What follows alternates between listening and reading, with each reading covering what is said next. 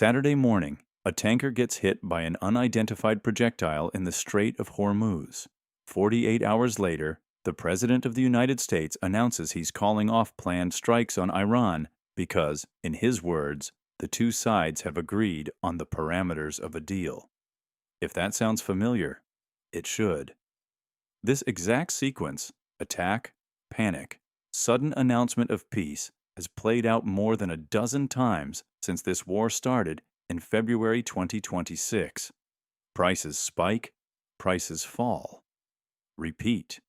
And yet somehow, oil is nowhere near as expensive as almost everyone predicted it would be. So here's the actual question worth answering. The Strait of Hormuz isn't just another shipping lane. Roughly 1 out of every 5 barrels of oil traded in the world passes through this narrow stretch of water. When the war effectively shut it down, many analysts expected a global energy crisis. A dead Iranian supreme leader.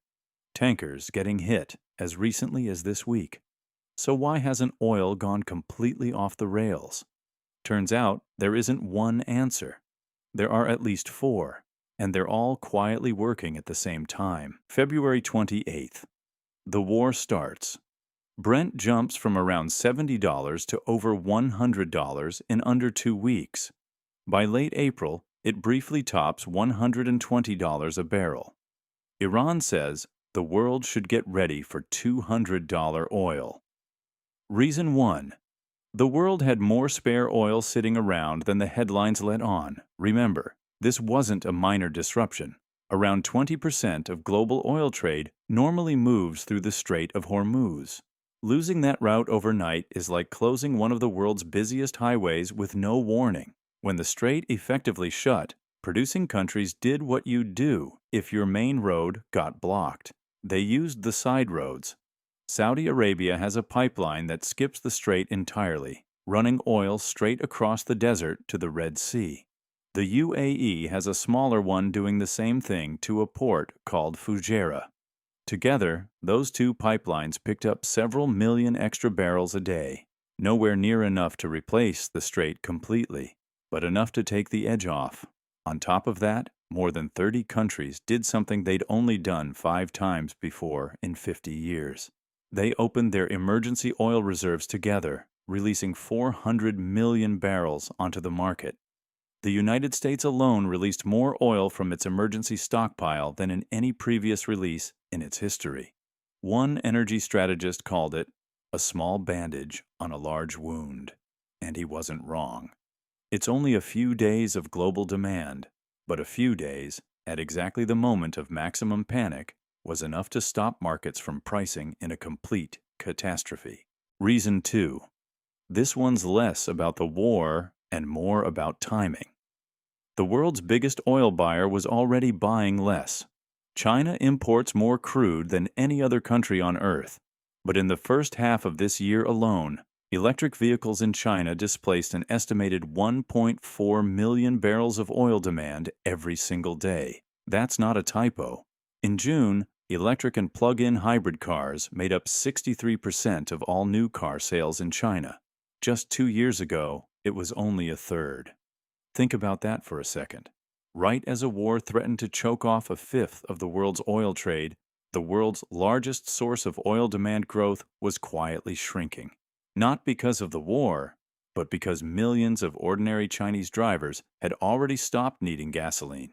The war reduced supply. China reduced demand. Those two forces hit the market at exactly the same time and largely canceled each other out. Here's the part that genuinely surprised me.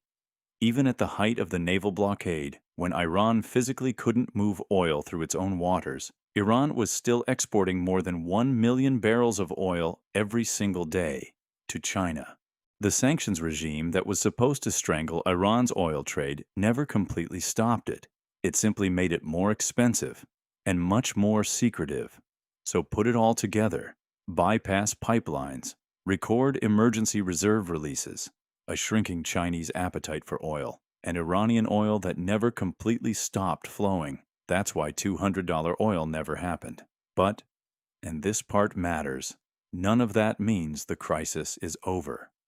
Right now, Different tracking firms genuinely disagree on whether the Strait of Hormuz is meaningfully open or still effectively closed. Tanker traffic is still only a fraction of what it was before the war. There's another force at work, too.